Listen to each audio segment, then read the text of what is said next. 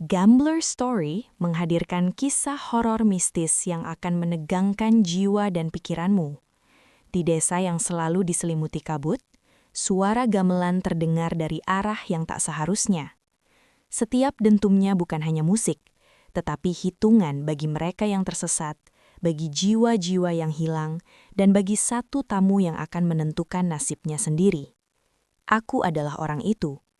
Aku mendengar gamelan sebelum fajar, melihat bayangan yang seharusnya tidak ada, dan menyadari satu hal menakutkan. Hutan bambu itu hidup. Ia bernafas. Ia menghitung. Dan aku sudah termasuk dalam hitungannya. Selamat datang di Gambler Story. Jangan sampai kamu menjadi tamu terakhir. Di desa yang diliputi kabut, suara gamelan terdengar di malam-malam tertentu, meski tidak ada seorang pun yang menabuhnya.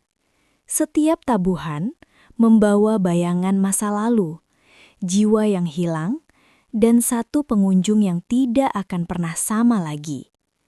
Ketika aku mendengar irama itu dari hutan bambu, aku tahu, aku bukan lagi tamu biasa. Aku sedang dihitung, dan setiap hitungan bisa menjadi hitungan terakhirku. Tidak ada yang aneh pada awal perjalanan itu. Setidaknya begitu yang kupikir. Jalan aspal berubah menjadi bebatuan, lalu tanah merah, dan akhirnya hanya sisa bekas roda yang hampir tertelan semak. Penunjuk arah terakhir sudah miring dan lapuk. Tulisannya pudar seolah sengaja dihapus waktu. Ponselku kehilangan sinyal sejak 1 jam lalu, dan aplikasi peta berhenti berputar, membeku di titik kosong tanpa nama. Desa itu muncul tiba-tiba, seperti kesalahan ingatan. Rumah-rumah kayu berjajar rapi, namun terlalu sunyi. Tidak ada suara ayam, tidak ada anak-anak, bahkan angin pun terasa malas berhembus. Udara berbau tanah basah bercampur asap kemenyan tipis yang entah berasal dari mana. Saat aku melangkah masuk, beberapa pasang mata mengintip dari balik jendela, lalu menghilang secepat bayangan. Aku berhenti di depan sebuah warung kecil. Seorang wanita tua duduk di balik meja kayu. Tangannya gemetar saat menuangkan teh. Ketika aku bertanya nama desa ini, ia terdiam terlalu lama. Matanya menatapku, bukan dengan bingung, melainkan takut. "Kamu nyasar," katanya akhirnya, suaranya serak. "Pulanglah sebelum gelap." Aku tertawa kecil, mengira ia bercanda. Saya cuma mau menginap semalam. Cangkir teh yang dipegangnya bergetar lebih keras. "Semalam itu cukup," gumamnya pelan, hampur seperti doa. Tak satu pun warga mau menyebutkan nama desa ini. Mereka hanya menyebutnya dengan isyarat, mengangguk ke tanah, atau menoleh ke arah hutan bambu yang mengelilingi pemukiman seperti pagar alami. Hutan itu tampak lebih gelap dari seharusnya, meski matahari belum sepenuhnya tenggelam. Menjelang maghrib, suasana berubah. Pintu-pintu ditutup bersamaan seolah ada aba-aba tak terdengar.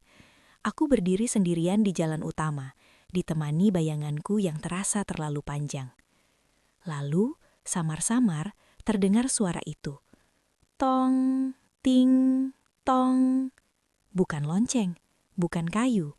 Nada-nada berlapis bergetar dalam irama pelan yang menusuk telinga. Suara gamelan. Aku menoleh ke segala arah. Tidak ada balai desa, tidak ada alat musik, namun suara itu jelas datang dari hutan bambu. Seorang pria tua yang tadi duduk di teras rumahnya mendadak berdiri dan menatapku panik. "Jangan dengarkan, kalau kamu masih ingin pulang sebagai manusia." Sebelum aku sempat bertanya, ia masuk dan mengunci pintunya dari dalam. Gamelan itu terus berbunyi, pelan, teratur, seperti sedang menungguku mendekat. Dan entah kenapa, untuk pertama kalinya sejak tiba di desa ini, aku merasa aku memang tidak seharusnya ditemukan di peta. Malam turun tanpa suara penanda. Tidak ada azan, tidak ada jangkrik. Hanya keheningan yang menekan dada seperti telapak tangan besar. Aku menginap di rumah seorang lelaki paruh baya bernama Pak Wiryo. Satu-satunya orang yang bersedia menerimaku. Itu pun setelah ia memastikan satu hal. "Kamu tidak keluar kamar setelah maghrib," katanya tegas. "Apapun yang kamu dengar." Aku mengangguk. meski tidak sepenuhnya paham. Kamar itu sempit, berdinding papan tua dengan celah-celah kecil. Dari sana, aku bisa melihat hutan bambu berdiri rapat. Batang-batangnya bergoyang pelan meski angin nyaris tak terasa. Bau kemenyan semakin pekat, bercampur aroma tanah basah yang menusuk hidung. Tak lama setelah langit benar-benar gelap, suara itu kembali. Gamelan. Lebih dekat dari sebelumnya. Nada-nadanya teratur. Namun ada yang salah. Terlalu lambat, terlalu berat, seperti dimainkan oleh tangan yang tidak terbiasa dengan waktu manusia. Setiap tabuhan terasa bergetar di dalam kepala, bukan di telinga. Aku membuka pintu kamar sedikit. Dari ruang tengah, kulihat Pak Wiryo duduk bersila, memejamkan mata, bibirnya bergerak pelan membaca sesuatu. Di depannya, sesaji sederhana. Nasi putih, bunga 7 rupa, dan segelas air yang permukaannya bergetar mengikuti irama gamelan. "Pak," panggilku telan. Matanya terbuka mendadak. "Masuk," katanya cepat. "Jangan dipanggil." Aku menelan ludah. "Itu suara apa?" Ia terdiam lama. Terlalu lama untuk sekedar berpikir. "Itu bukan untukmu," jawabnya akhirnya. "Kalau kamu mendengarnya jelas, berarti kamu sedang dipanggil." "Dipanggil siapa?" Pak Wiryo tersenyum tipis.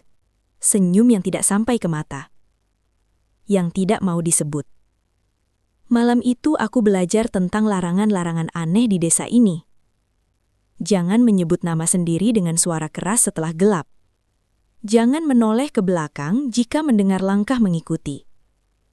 Jangan menjawab panggilan yang terdengar seperti suara orang dikenal. Dan yang paling sering diulang, jangan masuk hutan bambu, terutama malam Jumat Kliwon. Aku bertanya kenapa. Jawabannya selalu sama, dari siapapun yang kutanya. Diam, atau tatapan kosong, seolah ingatan mereka terhenti tepat di batas tertentu.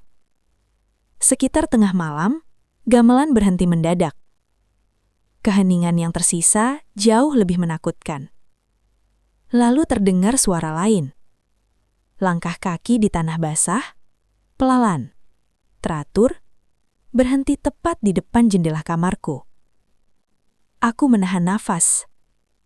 Di balik celah papan, aku melihat bayangan berdiri. Tinggi, kurus, diam terlalu lama untuk disebut manusia. Lalu dengan suara yang sangat pelan, sangat akrab, ia memanggil namaku. Suara ibuku. Aku menutup mata, mengingat larangan itu. Jangan menjawab, jangan menoleh, jangan percaya. Namun bayangan itu tidak pergi. Dan aku mulai sadar. Larangan-larangan di desa ini bukan untuk melindungi kami dari sesuatu di luar sana, melainkan untuk melindungi sesuatu agar tetap tinggal. Aku terbangun menjelang subuh dengan keringat dingin membasahi punggung. Bayangan di depan jendela sudah tidak ada, namun bekas rasa diawasi masih tertinggal, seperti sidik jari di kulit. Di luar, kabut tipis menggantung rendah, menelan ujung-ujung rumah dan jalan tanah. Pak Wiryo tidak membicarakan kejadian semalam. Ia menyuguhkan kopi pahit tanpa gula dan duduk menghadap pintu, seolah berjaga. Ketika kutanya tentang gamelan, tangannya berhenti bergerak. "Kamu dengarnya dari mana?" tanyanya pelan. Aku menunjuk ke arah hutan bambu. Ia menggeleng perlahan. "Itu yang salah." Aku mengernyit. "Maksud Bapak?" "Gamelan itu tidak pernah berasal dari hutan," katanya. "Hutan hanya tempat suaranya keluar." Penjelasan itu tidak membuatku tenang. Justru sebaliknya. Jika bukan dari hutan, lalu dari mana? Siang hari aku berjalan menyusuri desa. Beberapa warga mulai beraktivitas, tapi semua dilakukan dalam diam. Tidak ada yang tertawa, tidak ada yang berbincang. Seorang anak kecil berhenti bermain ketika aku mendekat dan menatapku dengan mata terlalu dewasa untuk usianya. "Om dengar musik semalam," Tanyanya tiba-tiba. Aku kaget. Iya, kamu juga. Anak itu mengangguk. Kalau sudah dengar, berarti sudah dihitung. Dihitung apa? Ia menunjuk ke tanah di bawah kakinya, lalu berlari pergi. Di ujung desa, aku menemukan bangunan kecil setengah roboh, tertutup ilalang. Di dalamnya, terdapat bekas-bekas logam berkarat, penyangga gong, rangka saron, dan serpihan kayu yang hangus. Tidak ada satupun alat musik utuh, seolah pernah ada gamelan di sana, lalu dihancurkan dengan sengaja. Di dindingnya, aku melihat coretan-coretan tua, hitungan hari, simbol-simbol aneh, dan satu kalimat yang ditulis berulang-ulang dengan arang. Salah arah, salah waktu. Menjelang sore, langit menggelap terlalu cepat. Pak Wiryo menarikku masuk rumah sebelum aku sempat bertanya lebih jauh. Malam ini jangan tidur, katanya. Kalau kamu bermimpi, mereka bisa masuk. Siapa mereka? Tanyaku. Suaraku bergetar. Ia tidak menjawab. Gamelan mulai berbunyi sebelum tengah malam. Kali ini lebih ramai, lebih hidup. Namun ketika aku mendekat ke jendela, aku sadar sesuatu yang membuat perutku mual.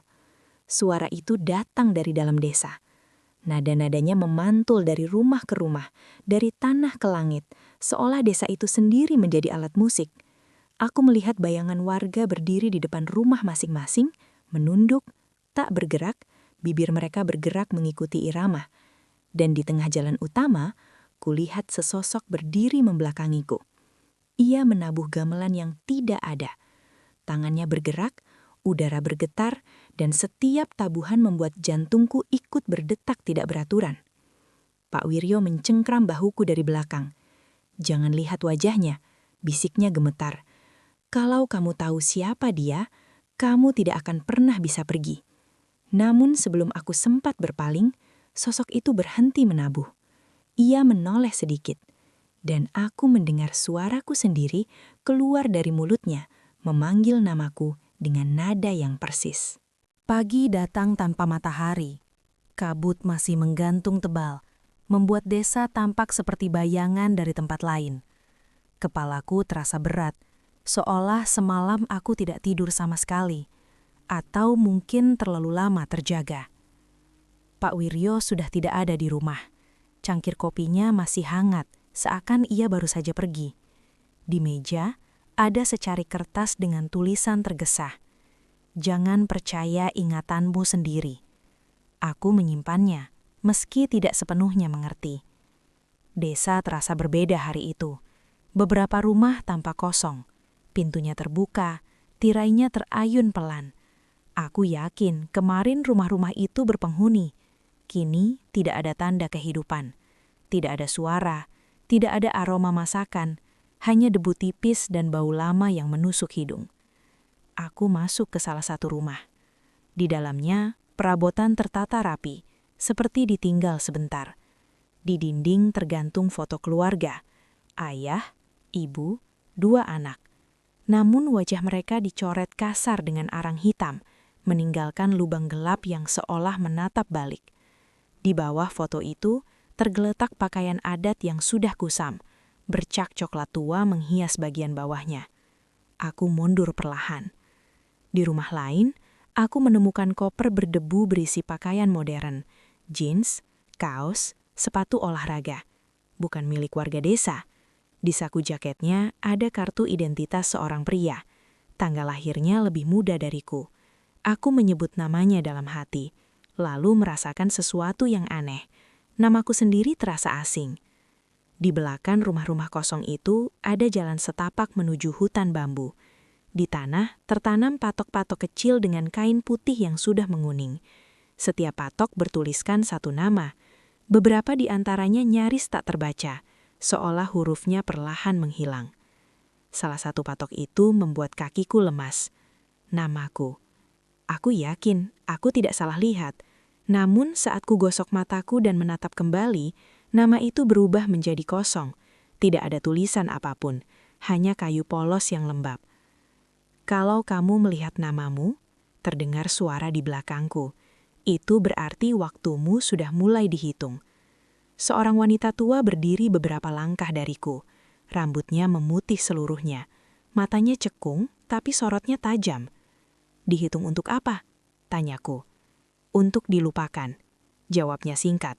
Satu persatu. Ia bercerita tentang orang-orang yang datang dan tidak pernah benar-benar pergi.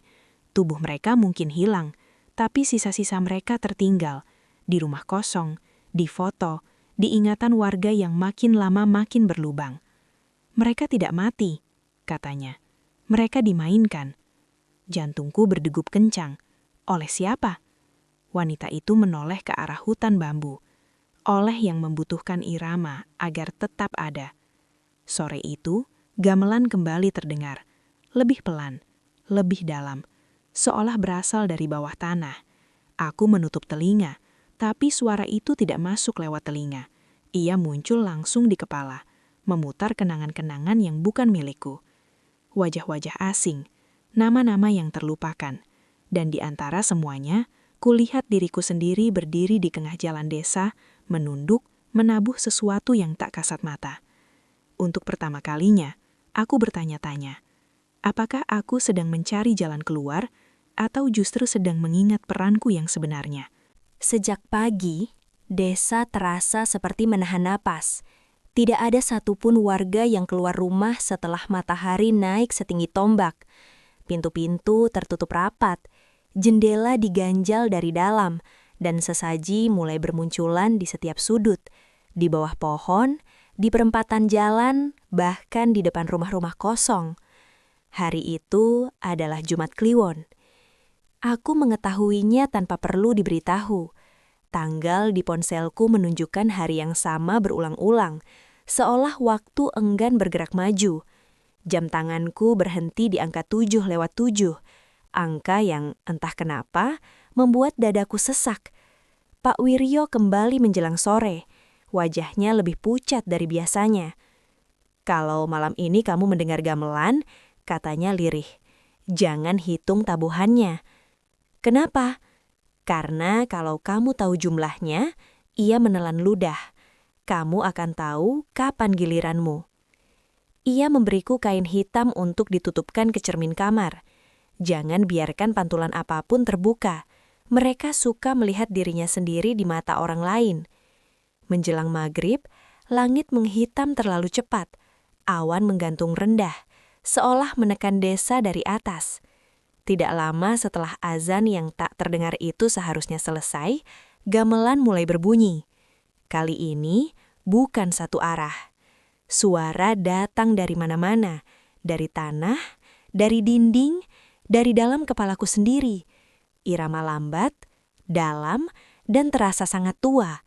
Setiap tabuhan membuat udara bergetar, membuat ingatanku berdesir seperti air keruh yang diaduk. Aku duduk di sudut kamar, memeluk lutut.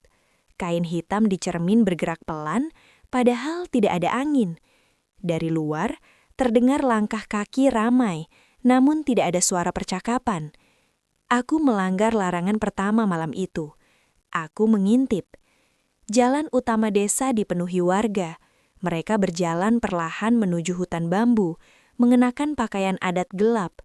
Wajah mereka kosong, mata terpejam, seolah sedang tidur sambil berjalan. Di antara mereka kulihat beberapa wajah yang kukenal dari foto-foto dicoret itu, orang-orang yang seharusnya sudah lama hilang. Di barisan paling depan, berdiri sosok tinggi berkerudung kain lusuh. Tangannya terangkat, menabuh sesuatu yang tidak terlihat. Namun setiap gerakannya menghasilkan bunyi gamelan yang paling keras. Tiba-tiba, semua tabuhan berhenti. Sosok itu menoleh ke arah rumah tempat aku bersembunyi. Meski jaraknya jauh, aku tahu ia sedang menatapku. Suara Pak Wiryo terdengar dari belakang.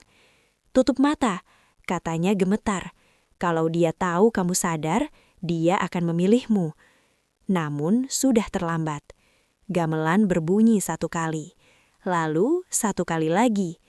Aku hampir menghitungnya sebelum aku sadar. Larangan kedua yang nyaris kulanggar. Kepalaku berdenyut hebat, dan sebuah kenangan asing menyusup masuk. Aku kecil berdiri di tempat ini, mendengar gamelan yang sama, dipanggil dengan nama yang bukan milikku sekarang. Aku menjerit dan menutup telinga. Di luar, barisan itu mulai bergerak lagi, masuk ke hutan bambu satu persatu. Saat sosok terakhir menghilang, Pak Wiryo jatuh berlutut. "Syukurlah, bukan kamu malam ini." Aku menatapnya, nafasku tersengal. "Maksud Bapak, malam ini?" Ia tidak menjawab.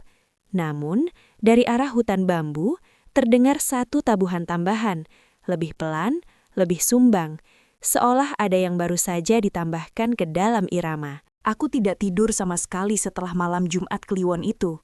Keringat dingin masih menempel di punggung, dan setiap kali aku menutup mata, aku melihat bayangan berdiri di jalan desa, menatapku, memanggil namaku dalam nada gamelan. Pak Wiryo duduk di teras, menatap hutan bambu tanpa berkedip. "Kalau kamu ingin bertanya, katanya pelan. Baiknya jangan. Tapi kalau kamu ingin tahu, kamu harus masuk." Aku menatapnya tidak mengerti. "Masuk? Tapi itu larangan." Ia menunduk, matanya menyala samar. "Kalau tidak masuk, kamu tidak akan pernah pulang, dan mereka akan terus menunggu." Sore itu aku mengambil langkah pertama. Hutan bambu tampak biasa dari luar. Batang lurus, rapat, daun-daun bergoyang perlahan. Tapi begitu aku melangkah masuk, udara berubah. Berat, seperti dihisap oleh sesuatu yang tidak kasat mata. Bambu-bambu bergeser sedikit ketika aku melewati, membuat jalan sempit yang seolah menuntun aku lebih dalam. Setiap napas terasa menelan suara langkahku sendiri, detak jantungku, bahkan desahan angin hilang di tengah kegelapan. Aku mulai menyadari, hutan ini tidak hanya diam, hutan itu bernafas. Di antara pepohonan muncul bisikan-bisikan tipis. Awalnya tidak jelas, seperti suara daun berderak, tapi lama-kelamaan berubah menjadi kalimat-kalimat familiar. "Masuk, ikut, tabuh." Suara itu seolah berasal dari tanah, dari udara, dari kepalaku sendiri. Aku berhenti dan menunduk. Di tanah, jejak kaki muncul, tidak sejalan denganku. Jejak itu dalam, berukuran lebih besar dari manusia biasa, dan terus mengikuti arah langkahku, meski aku berjalan zigzag, berbalik, bahkan mencoba berlari. Di kejauhan, cahaya redup muncul. Aku menebak itu bara api atau lentera. Tapi begitu mendekat, cahaya itu bergerak sendiri, menghindari tanganku, seperti menari di udara. Di balik cahaya itu, aku melihat sosok. Tubuhnya tinggi, kurus, memakai kain gelap yang sobek di beberapa bagian. Wajahnya tertutup bayangan. Tangannya menabuh udara. Tidak ada gamelan, tapi suara yang sama terdengar. Aku merasakan tanah bergetar di bawah kakiku.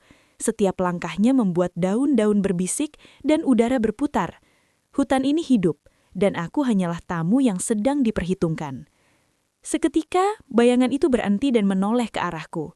Aku melihat sekilas, matanya kosong, tapi aku bisa merasakan pandangan itu menembus langsung ke pikiranku. Dalam kepalaku, terdengar satu kalimat. "Siapakah yang memanggil dirimu sendiri?" Aku ingin berlari, tapi kaki terasa berat, seperti terikat akar pohon. Suara gamelan semakin keras, bukan dari arah tertentu, tapi dari seluruh hutan. Bambu-bambu bergeser menutup jalan, membentuk lorong sempit, menekan tubuhku ke satu titik. Aku sadar, hutan ini bukan hanya tempat, hutan ini adalah makhluk. Ia hidup dari tabuhan yang tidak terlihat, dari jiwa-jiwa yang tersesat, dari orang-orang yang pernah mengikuti suara. Dan malam itu, aku mulai merasakan, aku bukan lagi pengamat, aku mulai menjadi bagian dari irama yang menghitung langkahku. Di antara gemuruh gamelan yang tak tampak, aku mendengar suara Pak Wiryo, bukan di luar, tapi di dalam kepalaku. "Jangan biarkan mereka menatapmu. Jangan." Aku menunduk, menahan napas.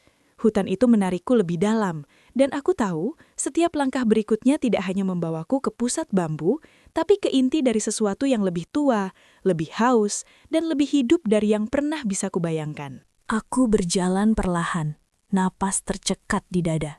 Hutan bambu semakin rapat, daun-daunnya menekuk menutupi langit. Cahaya redup dari luar desa lenyap sepenuhnya. Hanya suara gamelan yang terus berdentung, keras, pelan, tapi terasa menembus tulang. Di sebuah lapangan kecil di tengah hutan, aku melihat sosok itu. Tinggi, kurus, mengenakan kain gelap yang sobek di beberapa bagian, tubuhnya bergerak mengikuti irama yang hanya ia dengar. Tangannya menabuh, tapi tidak ada gamelan, tidak ada saron, gong, atau kendang. Namun udara di sekitarnya bergetar, menimbulkan tabuhan yang jelas terdengar. Aku menelan ludah. Sosok itu tidak memiliki wajah, hanya permukaan kulit datar, halus, kosong. Tidak mata, tidak hidung, tidak mulut. Tapi aku bisa merasakan pandangannya menusuk ke dalam kepalaku, membaca setiap ingatan, setiap ketakutan, setiap rahasia yang kubawa. Sosok itu berhenti sejenak dan menoleh ke arahku. Dan dalam diam, aku mendengar namaku, diucapkan dari mulutku sendiri mengikuti setiap ketukan tabuhan. Aku terpaku, kaki terasa menempel di tanah. Panik mulai merayap, tubuhku ingin berbalik, tapi aku tidak bisa. Setiap langkah yang kucoba ambil terasa berat, seperti ditarik oleh akar-akarnya hutan. Lalu aku melihat bayangan lain, sosok-sosok tinggi dan kurus, sama seperti penabuh ini, muncul dari antara bambu. Mereka menabuh udara juga, membentuk sebuah orkestra yang mengerikan. Dan di antara mereka, wajah-wajah yang kukenal, orang-orang yang dulu hilang dari desa berdiri, ikut menabuh. Tubuh mereka kaku, wajah kosong, mata kosong. Gamelan itu bukan untuk manusia. Aku menyadarinya sekarang. Irama itu untuk mengikat mereka, menyatukan jiwa-jiwa yang hilang agar tetap berada di desa ini. Dan aku berdiri di ambang untuk menjadi salah satu dari mereka. Sosok penabuh utama menurunkan tangannya perlahan. Sekejap, hutan hening. Semua bayangan berhenti. Tidak ada daun yang berderak. Hanya aku yang bernapas cepat, merasa jantung seperti ingin meledak. Lalu sosok itu mengangkat tangannya lagi, menabuh satu kali, sekali saja. Seketika, aku melihat diriku sendiri, berdiri di lapangan itu, mengenakan kain gelap, menabuh udara, wajahku kosong. Kenangan itu bukan mimpi, itu masa depan yang mulai menempel di pikiranku. Pak Wiryo muncul di antara bambu, berlari menghampiriku. "Ingat, larangan terakhir," teriaknya. "Jangan menoleh ke wajahnya." Aku memalingkan kepala, tapi suara gamelan semakin keras, menembus tengkorakku, menghitung tabuhanku sendiri. Suara-suara dari jiwa-jiwa yang hilang bergabung, berbaur menjadi satu irama yang menakutkan. Aku menutup mata, menahan napas. Namun, aku tahu, penabuh tanpa wajah itu tidak akan berhenti. Ia tidak pernah berhenti. Dan setiap tabuhan membawa satu jiwa lagi, satu langkah lebih dekat ke pusat hutan, ke inti dari gamelan yang tidak pernah selesai. Di dalam kegelapan itu, aku menyadari satu hal. Aku tidak lagi pengunjung, aku telah dihitung. Dan hutan ini akan menunggu sampai aku menjadi bagian dari iramanya. Aku menutup mata, mencoba menenangkan diri. Tapi hutan itu tidak membiarkanku. Setiap detik terasa memanjang. Setiap napas seperti berganti satu abad. Waktu, atau apa yang kukira waktu, tidak lagi lurus. Ia berputar, melipat, menekuk, menyisakan diriku yang bingung dan terperangkap. Ketika aku membuka mata, aku tidak lagi berada di lapangan hutan. Aku berdiri di jalan desa. Satu yang sama, tapi berbeda. Rumah-rumah kosong yang kukunjungi dulu, kini penuh dengan bayangan orang-orang yang seharusnya hilang. Mereka tersenyum, memandangku, tapi wajahnya samar, seperti lukisan yang belum selesai. Aku menoleh dan melihat diriku sendiri, berdiri di tengah jalan, menatapku dengan mataku sendiri. Sosok itu menabuh udara, menghasilkan gamelan yang familiar. Dan saat aku menatapnya lebih lama, kenangan-kenangan asing menyerbu. Seorang anak hilang di malam Jumat Kliwon. Tangannya ku genggam, tapi wajahnya hilang di kepalaku. Seorang pemuda di desa lain menatapku sebelum ia lenyap, dan aku mendengar detak jantungnya di kepalaku sendiri. Aku melihat diriku kecil, di sini, di desa ini, menunggu sesuatu yang tidak aku mengerti. Aku tersentak. Ini tidak mungkin. Suaraku bergema, tapi bukan dari mulutku. Itu suara yang sudah lama hilang. Suara yang kubawa dari masa lalu yang seharusnya tidak pernah kulihat lagi. Hutan bernafas di sekitarku. Bambu-bambu bergeser, tapi kini aku melihatnya bergerak dalam gelombang yang aneh.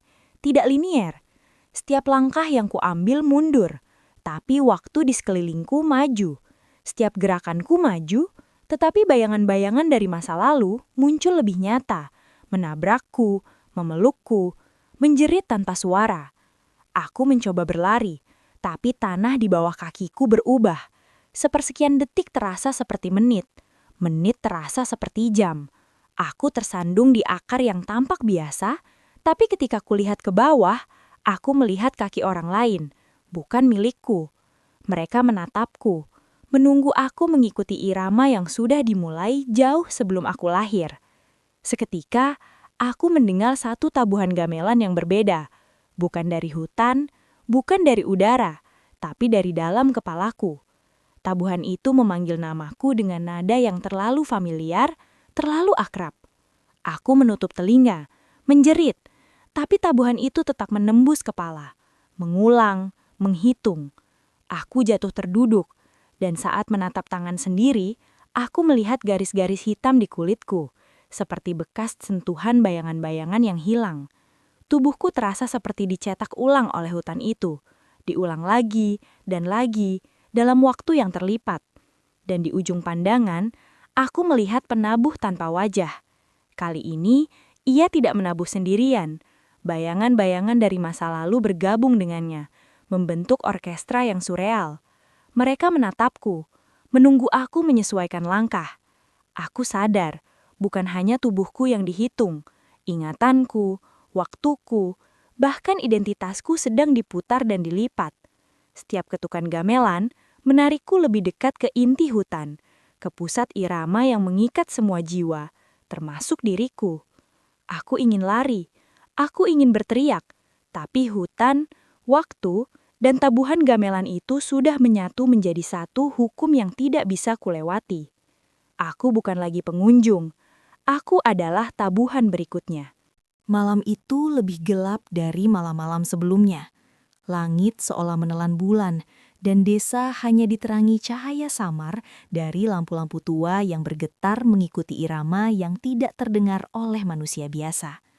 Aku berdiri di pinggir hutan bambu, tubuhku gemetar, pikiran kacau, dan napas tersengal. Pak Wiryo berdiri di sampingku, wajahnya pucat, tangan gemetar memegang seikat daun kering. "Ini giliranmu," katanya pelan. "Kalau kamu menolak, mereka akan menjemputmu tanpa memberi pilihan." Aku menatap hutan. Suara gamelan mulai terdengar lagi, semakin keras, lebih pekat, dan tidak lagi dari satu arah. Aku bisa merasakan setiap tabuhan menghentak di tulang-tulangku, menghitung setiap langkah, setiap detik, sampai aku merasa seluruh tubuhku bergetar mengikuti irama. Pak Wiryo menunduk, menempelkan daun itu ke dahiku. "Ini penanda," bisiknya. "Hanya tamu terakhir yang bisa keluar hidup-hidup. Tapi satu langkah salah dan..." Ia menelan ludah, menatapku dengan mata penuh kesedihan. "Dan kamu akan menjadi bagian dari mereka selamanya." Aku melangkah, kaki berat, masuk ke dalam hutan. Bambu-bambu bergerak menutup jalanku, menuntunku ke lapangan di tengah hutan. Di sana, penabuh tanpa wajah menunggu, dikelilingi bayangan-bayangan orang hilang. Tubuh mereka kaku, mata kosong, tapi tabuhan mereka hidup, bergabung dengan penabuh utama. Gamelan itu bukan sekadar suara, ia adalah hukum yang hidup, menghitung jiwa-jiwa, menentukan siapa yang masih bisa kembali. Aku menyadari satu hal yang menakutkan, aku tidak akan bisa menahan diri dari irama ini. Sosok itu menoleh, menatapku. Aku ingin menutup mata, tapi tubuhku seperti dibekukan. Dalam kepalaku terdengar satu kata berulang, ikuti, tabuh, atau hilang. Aku mencoba menghindar, tapi bayangan-bayangan itu bergerak, mengitari, menutup jalan keluar.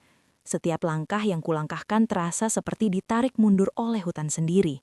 Irama gamelan semakin deras, menuntut satu tamu terakhir. Pak Wiryo berteriak, tapi suaranya tercekat oleh tabuhan. "Tahan ingatanmu, ingat siapa kamu." Aku menutup mata, mencoba mengingat diriku sendiri, namaku, wajahku, semua yang membuatku manusia. Suara gamelan menekan, menghitung, menjerat.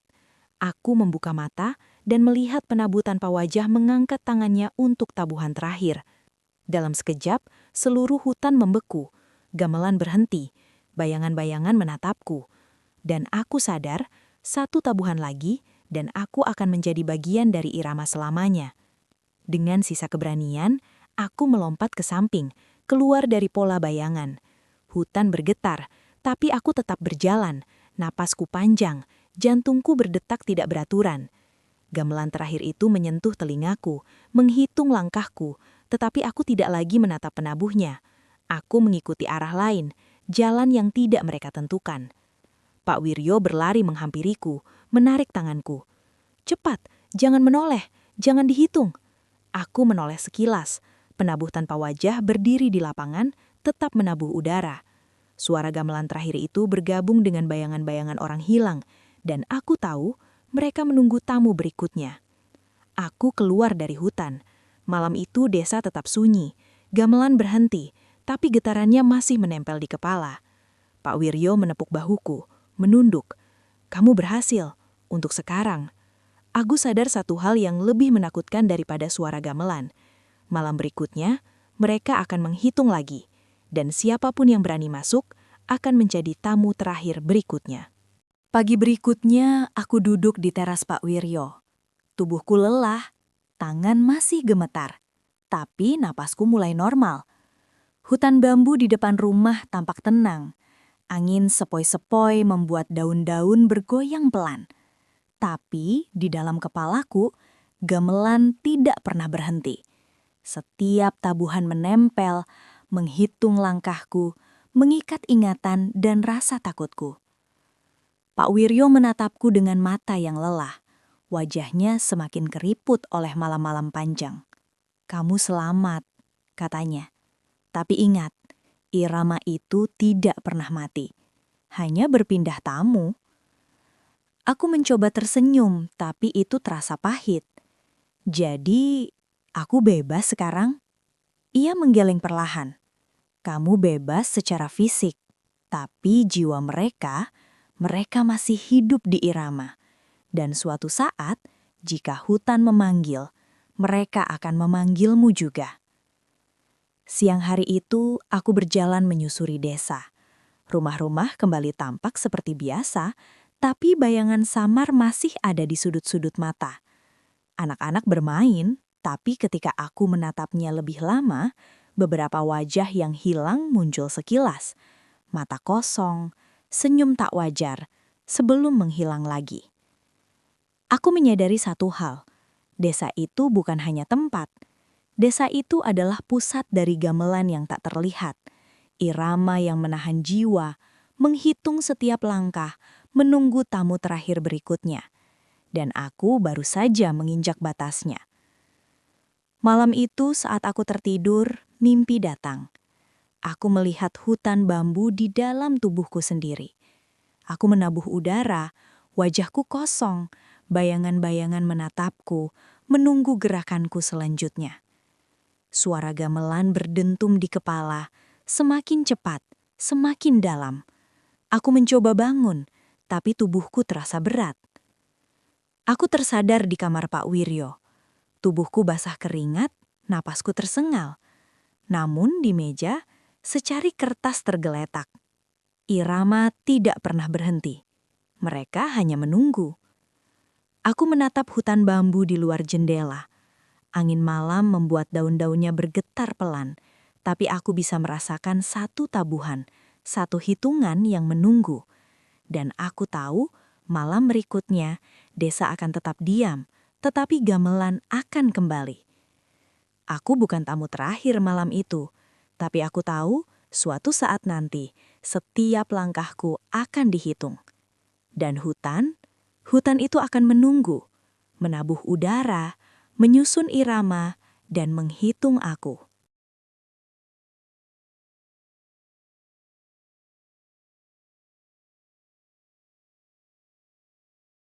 Gamelan itu masih berdentum.